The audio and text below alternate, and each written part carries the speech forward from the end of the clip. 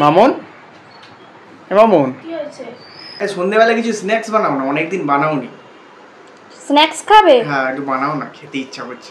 ঠিক আছে, তাহলে আজকে এক রকমের না অনেক রকমের স্ন্যাক্স বানাবো, কিন্তু একটা জিনিস তুমি দিয়ে। বানাও, আমার খুব খেতে ইচ্ছা করছে। ঠিক আছে, তো চলো। বড়মশাইয়ের কথা অনুযায়ী চলে এলাম রান্নাঘরে ওনার জন্য স্ন্যাক্স বানাতে।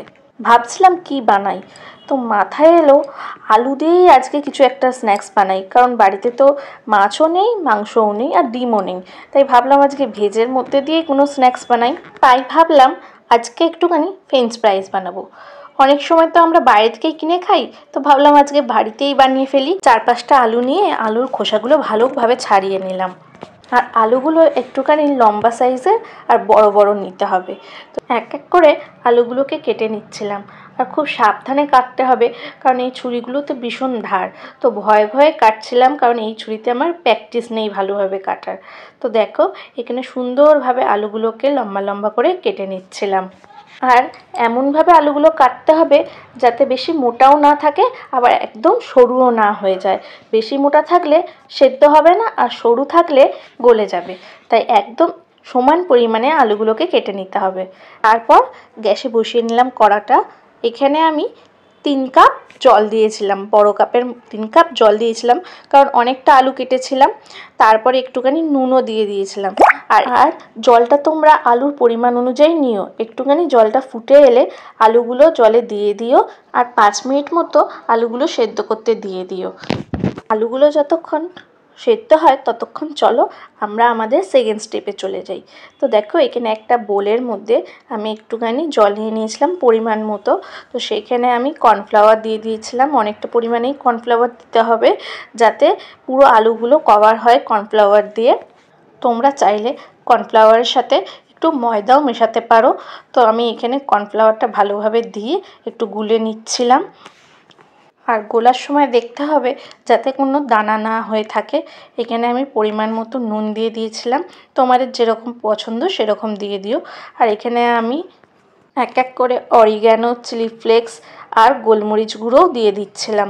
তো তোমরা যেরকম ঝাল খাও সেই পরিমাণ অনুযায়ী দিও। তারপর ভালোভাবে ব্যাটারটাকে মিক্স করে নিতে হবে। আর এখানে দেখো, আলুগুলো সেদ্ধ হয়ে গেছে।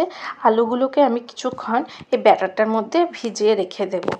এটা চাইলে তোমরা স্কিপও করতে পারো, বাট আমি করেছিলাম। তারপর আমি একটুখানি ভালোভাবে নাড়াচাড়া করে দিচ্ছিলাম, যাতে আলুগুলো এই ব্যাটারটার মধ্যে ডুবে থাকে। তারপর আমি এক এক করে আলুগুলোকে তুলে নিয়েছিলাম। তুলে এই ব্যাটারটা একটা থালার মধ্যে দিয়ে দিয়েছিলাম। আর কিছুক্ষণ আমি রেখে দিয়েছিলাম ব্যাটারটা, যাতে একটুখানি গাঢ় হয়ে যায়। তো দেখো, এখানে গাঢ়ও হয়ে গেছে, যেহেতু কর্নফ্লাওয়ার ছিল। তো একটুখানি কিছুক্ষণ পরেই গাঢ় হয়ে গেছে।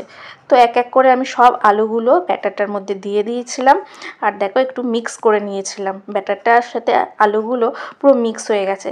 আর আমার একটুখানি মনে হচ্ছিল যে চিলি ফ্লেক্স আর অরিগ্যানো একটু কম আছে, তাই আমি একটুখানি চিলি ফ্লেক্স আর অরিগ্যানো অ্যাড করে দিয়েছিলাম। তোমরা চাইলে অ্যাড নাও করতে পারো। তারপর আমি আবার পুরোপুরি জিনিসটাকে মিক্স করে নিয়েছিলাম। তারপরে এই দেখো, কড়ার মধ্যে আমি সাদা তেল দিয়ে কিছুক্ষণ গরম হতে দিয়েছিলাম। তারপর আমি এক এক করে সব আলুগুলো ছেড়ে দিচ্ছিলাম কড়ার মধ্যে। এই সময়টা একটুখানি সাবধানে ছেড়ো। অনেক সময় কড়ার তেল ছিটকে আসে, কারণ ব্যাটারটা আমরা জল দিয়ে তৈরি করেছি, তো ওই জন্য হয়তো ছিটকে আসতেই পারে। তো এক এক করে আমি আমার সব আলুগুলো ছেড়ে দিয়েছিলাম। তো দেখো, এখানে ভাজা হচ্ছে আলুগুলো। আর একটু লাল লাল হলে অপর দিকে পাল্টে দেবে। তোমরা কারা বাড়িতে এইভাবে ফ্রেঞ্চ ফ্রাইজ বানাও, কমেন্ট করে অবশ্যই কিন্তু জানিও। আমিও এরকম মাঝে মাঝে বানিয়ে থাকি। তো তারপর দেখো কি সুন্দর ভাজা হয়ে গেছিলো। তো এইগুলো সরিয়ে নিয়ে আমি এবারে করলাম আরেক রকমের। এইটাতে আমি দিলাম একটুখানি গুঁড়ো লঙ্কা, যাতে এই কালারটা একটুখানি লাল হয় আর একটু ঝাল হয়। তো এইগুলো আমি ভালো করে মিক্স করে আবার কড়ার তেলেই ভেজে নিচ্ছিলাম। তো এইটা স্পাইসি ফ্রেঞ্চ ফ্রাইজ করেছি আমি। তো তোমরা চাইলেও ট্রাই করতে পারো। তো দেখো, সব ফ্রেঞ্চ ফ্রাইজগুলো আমার ভাজা হয়ে গেছে। এক এক করে আমি প্লেটে সার্ভ করছি। আর দোকানের মতোই একটুখানি কেচাপও দিয়ে দিয়েছিলাম, তোমরা চাইলে দিতে পারো। আর কেচাপ দিয়ে খেলে সত্যি খুব সুন্দর লাগে। আর একটুখানি মিউনিসও দিয়ে দিয়েছিলাম, তো সত্যি খুব সুন্দর খেতে লাগছিল। তোমরাও ট্রাই করতে পারো।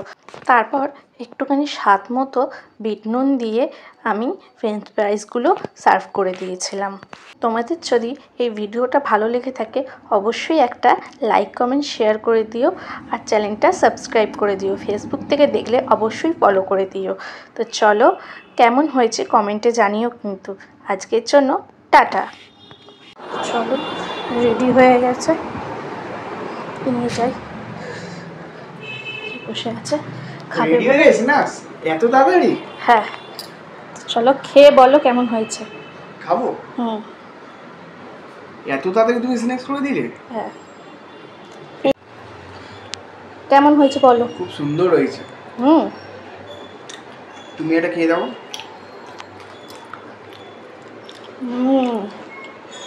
চলো তুমি খাও।